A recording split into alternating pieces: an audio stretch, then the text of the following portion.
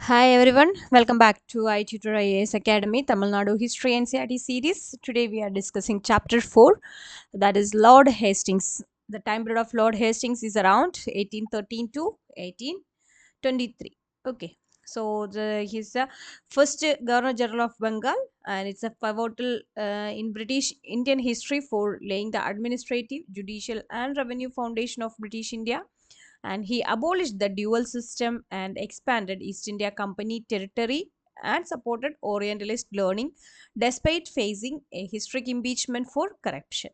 Okay, and his key historical contributions are, first of all, administrative and revenue reform and judicial structure, and he introduced civil, that is Sadar Diwani Adalat, and criminal Sadar Nizamat Adalat courts. Okay, civil and criminal courts he introduced, and separating their functions also, and expansionist policies and cultural promotion and impeachment. Okay, so these are main key historical contributions from Lord Hastings side, and Lord Hastings became the Governor General in 1813. Okay, the Governor General in 1813, and so far in this chapter we will discuss the condition of India when Lord Hastings became the Governor General, and the war with the Nepal and of with the Gurkhas, and who were the Pindaris and how they were exterminated, and the third and final war with the Marathas,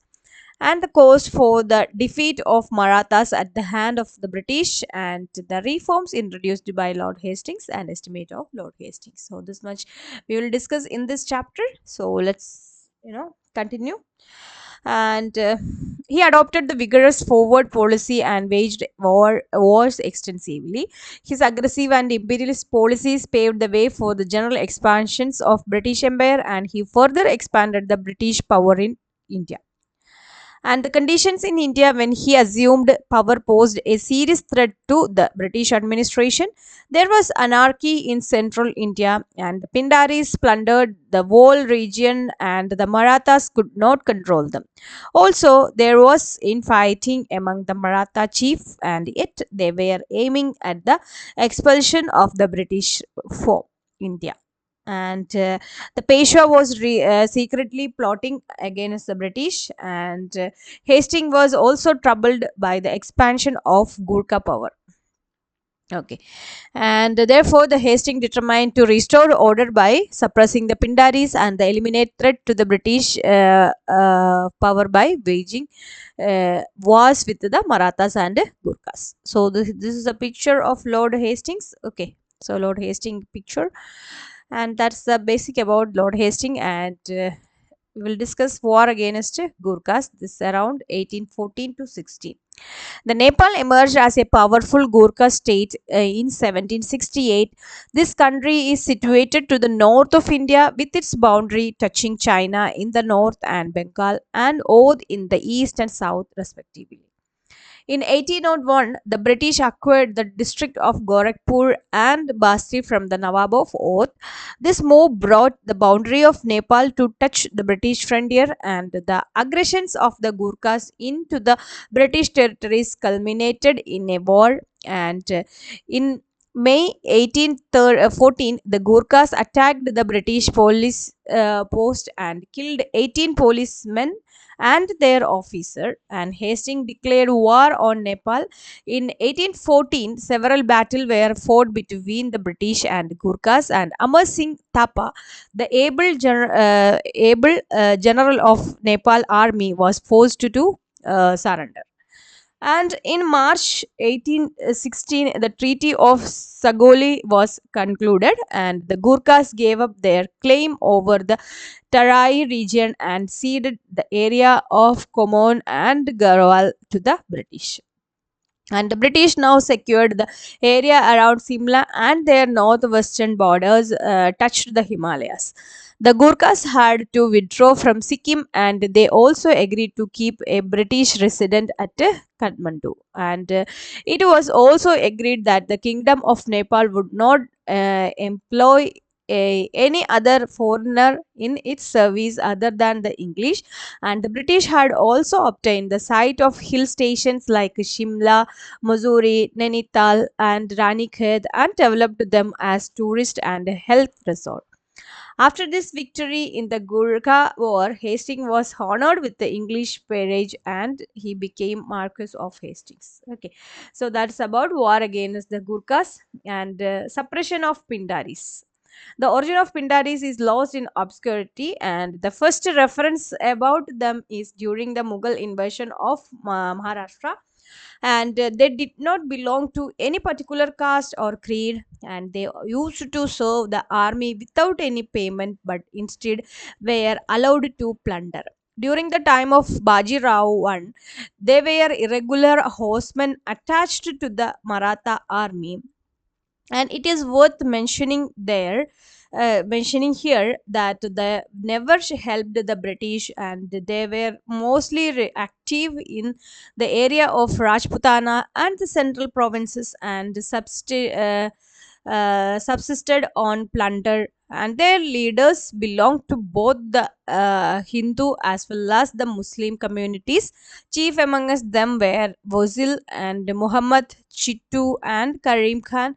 They had thousands of followers also. And in 1812, the Pindaris plundered the district of Mirzapur and Shahabad, and in 1815 they raided the Nizam dominance, and in 1816 they plundered the northern Sirkas, and Lord Hastings determined to suppress the Pindaris. For this he gathered a large army of 1,13,000 men and 300 guns and attacked the Pindaris from four sides, and he himself took command of the force from the north, while Sir Thomas Hislop commanded the force from the south. And by 1880, the Pindaris were completely suppressed and all their bands disintegrated. And Karim Khan was given a small estate in the Gorakhpur district of the United Provinces, and Wazil Muhammad took refuge in the Scindia's camp, but the latter handed him over to the British. And Wazil committed suicide in captivity, and Chitu escaped the forest where Tiger killed him, and thus by 1824 the menace of the Pindaris came to an end. Okay, so that is the suppression of Pindaris and downfall of Maratha Confederacy. The third major achievement of Lord Hastings was against the Marathas, because the last regional strength was Marathas only in India that time. In reality, the Maratha power had weakened considerably after the Third Battle of Panipat around 1761, and the two subsequent wars against the British. But the Marathas had not finally crushed out. The Maratha chief fought amongst themselves, and their successors were invariably weak and incapable. And the relationship of powerful Maratha chief like the Bonsale, Gigwar and Scindia, Holkar and Peshwa were ridden with mutual jealous. And Peshwa Baji Rao too wanted to become the head of the Maratha Confederacy, and at the same time wanted freedom from the British control. And his chief minister Tirimbaji encouraged him also. And on the advice of the company, the Gaekwar sent his Prime Minister Gangtar Shastri to negotiate with the Peshwa, and on his way back, Gangtar Shastri was murdered at Nasik in July 1815 at the instance of Triambakji. And this caused a lot of anger not only among the Marathas but also among the British. And the latter asked the Peshwa to hand over Triambakji to them, and Peshwa handed over his minister to the British, who lodged him in Thana jail, from where he escaped. And consequently, on 13 June 1817, the British President Elphinstone forced the Peshwa to sign the Treaty of Poona, and Bajirao gave up his desire to become the supreme head of the Marathas. So that is downfall of the Maratha Confederacy.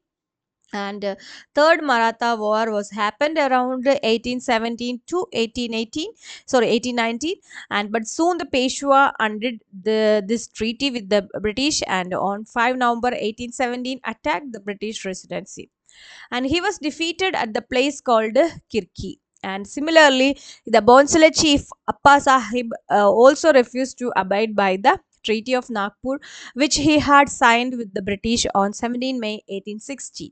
And according to this treaty, Nagpur came under the control of the company, and he fought with the British in the Battle of Sitabaldi in November 1817, but was defeated. And the Peshwa now turned to Holkar for help, but Holkar too was defeated by the British on 21 December 1817 at Baroda. Therefore, by December 1817, the dream of mighty Maratha Confederacy was finally shattered. And in 1818, Zindia was also forced to sign a new treaty with the British, on the basis of which Ajmer was given to the Nawab of Bhopal, and who also accepted the British sovereignty, and the Gaikwar of Baroda, while accepting the subsidiary alliance, agreed to hand over certain areas of Ahmedabad to the British. And the Rajput states which were under the Pindaris were freed after the latter's suppression. And the year 1880 was a significant year on account of major political achievement for the British, and the Maratha dream of establishing themselves as a paramount power in India was completely destroyed. Thus the last hurdle in the way of British paramountcy was removed. And causes of the defeat of the Marathas. There were several reasons for the defeat of the Marathas in the Anglo Maratha wars. The main reason were, one is lack of capable leadership, military weakness of the Marathas, and the major drawback of the Maratha power was mutual bitterness and lack of cooperation amongst themselves. And the Marathas hardly left any positive impact on the conquered territories, and the Marathas did not have cordial relations with the other princes and Nawab of India. And the Maratha failed to estimate correctly the political and diplomatic strength of the British. Okay, that is the causes of defeat of Marathas.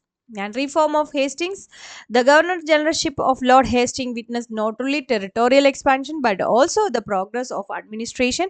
He approved Royadwari system of land revenue introduced in the Madras Presidency by Sir Munro, and in the sphere of judiciary, the Cornwallis Code was improved, and the police system of Bengal was extended to other regions, and the importance of Indian munsifs had increased during his administration. The separation of judicial and revenue department was not rigidly followed. Instead, the district collector acted as magistrate. Okay. And Hastings had also encouraged the foundation of vernacular school by missionaries and others. And in 1817, the Hindu college was established at Calcutta by the Republic, by the public for the teaching of English and Western science. Hastings was the patron of this college, and he encouraged the freedom of the press and abolished the censorship introduced in 1799. The Bengali weekly Samachar Darpan was started in 1880 by Masham and a Serampore missionary. Okay, so that is the reforms of Hastings, and Lord Hastings was a able soldier and a brilliant administrator. His liberal view on education and press are commendable, and he suppressed the Pindaris, defeated the Marathas, and curbed the power of the Gurkhas. His territorial gains strengthened the British India. He was considered the maker of the Bombay Presidency, and in short, he completed a consolidated the work of Wellesley. Okay, so this is all about this chapter, and after this, Lord Hastings was succeeded by Lord Amherst. Okay, Amherst is a time period is 1823 to 28, who fought the first Anglo-Mysore War in the time of 1824 to 26. So, Lord Hastings succeeded Lord Amherst. Okay, so please note that. And so far in this chapter, we discussed the chief task of the Lord Hastings had fulfilled when he came to India. Gurkhas were defeated in the war and surrendered to the British. Pindaris, remain the Pindaris remnants. Okay, Pindaris. Downfall and the suppression, okay, suppression of Pindaris we discussed, and tranquility of central India, and the effort taken by Hastings to eliminate him eliminate them, and the weakness of the Maratha confederacy and the supremacy of British who overpowered them, and reform of Lord Hastings also we discussed in this chapter. So today we wind up here. This is all about Lord Hastings, and for more content, do like, share, and subscribe our channel. Thank you so much.